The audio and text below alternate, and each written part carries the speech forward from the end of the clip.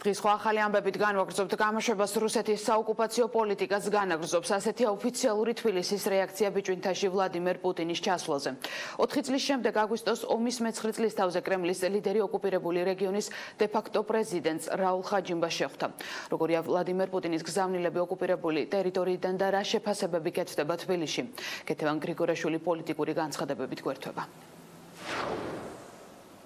ოკუპაციის გაგრძელებად შეაფასა პუტინის ვიზიტი ოკუპირებულ აფხაზეთში შერიგებისა და თანასწორობის საკითხებში სახელმწიფო მინისტრმა. ქეთევან ციხელაშვილმა ოკუპანტის სახელმწიფოს პრეზიდენტის ინტერესებზე ისაუბრა.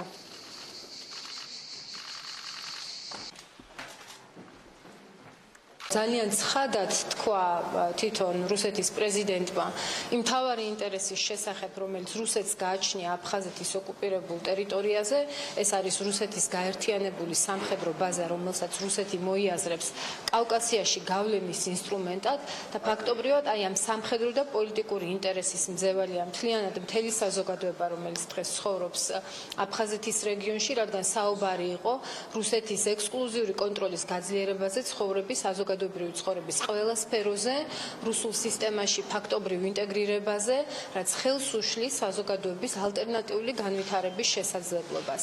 ბუნებრივია აქ იყო საუბარი სხვადასხვა სოციალურ სფეროზე, ეკონომიკურ სფეროზე, ჯანდაცვის სფეროზეც რუსეთის მოქალაქეებისთვის, რაც არის პირდაპირ მიმართული იმისაკენ, რომ ხელი შეეშალოს კონტაქტებს, რომელიც განვითარდა და იზრდება საოკუპაციო ხაზის გასწვრივ, ხელი შეეშალოს კიდევ ერთხელ ვამბობ აფხაზური საზოგადოების და ყველა იმ ადამიანის განვითარებას, რეალურ განვითარებას, რომელიც დღეს ცხოვრობს ოკუპირებული აფხაზეთის ტერიტორიაზე. პუტინის ვიზიტის მიზანი რუსეთის აგრესიული პოლიტიკის ლეგიტიმაცია იყო. ასე აფასებს საქართველოს პრეზიდენტის მრჩეველი ოკუპანტის სახელმწიფოს ლიდერის ვიზიტს ოკუპირებულ აფხაზეთში.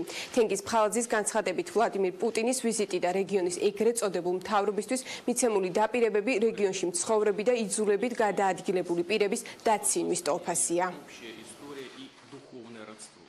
ნებისმიერი ეს მცდელობა ემსახურება სწორედ იმას, რომ რაიმენაირად საერთაშორისო საზოგადოების თვალში რუსეთმა დაიბრუნოს იმიჯი, მაგრამ კიდევ ერთხელ ვამბობ, რომ საქართველოს ერთხელ უკვე ერთი ბრძოლა ძალიან მნიშვნელოვანი მოიგო, ეს არის არაღიარების ბრძოლა და აუცილებლად ჩვენ მოვიგებთ დეოკუპაციის ბრძოლასაც. ფინანსური დახმარება სიტყვა თვითონ რუსეთისაგან ოკუპირებული ტერიტორიების მიმართ ბილად რო თქვა ძალიან სასაცილოდ ჟღერს. რეალურად არანაირი დახმარება მოსახლეობამდე არ მიდის და ელემენტარულად თქვენ რო ნახოთ დიგითი მოსახლეობის ყოფა ან ერთ ან მეორე ოკუპირებულ ტერიტორიაზე, მე ვერ ვიტყვი რომ მათ რაიმე შეძინა რუსეთის ჯარის იქ დგომა. ოპოზიციის წარმომადგენლები აცხადებენ, რომ მმართველმა გუნდმა ყველა საერთაშორისო ტრიბუნა უნდა გამოიყენოს საქართველოს პოზიციის დასაფიქსირებლად.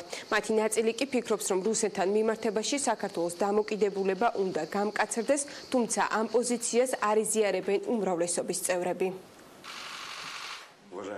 ეს ყველაფერი რაც ხდება, ეს არის საქართველოს ხელისუფლების უპრინციპო ანტისახელმწიფო პოლიტიკის შედეგი, იმიტომ რომ მათ არ აქვთ მტკიცე მკაფიო და თანამედროვე პოლიტიკა, მათ არ აქვთ მტკიცე დიპლომატიური პოლიტიკა იმისათვის, რომ შევაჩეროთ რუსეთის შემდგომი მცოცავი ოკუპაცია. მათ არ აქვთ მტკიცე პოზიცია რუსეთთან მიმართებაში. დღეს უკვე სრულიად ნათლად ჩანს, რომ რუსეთთან ეგრეთ წოდებული დათბობის და დალაგების პოლიტიკამ ვერანაირი შედეგი ვერ მოიტანა გაუარესების გარდა.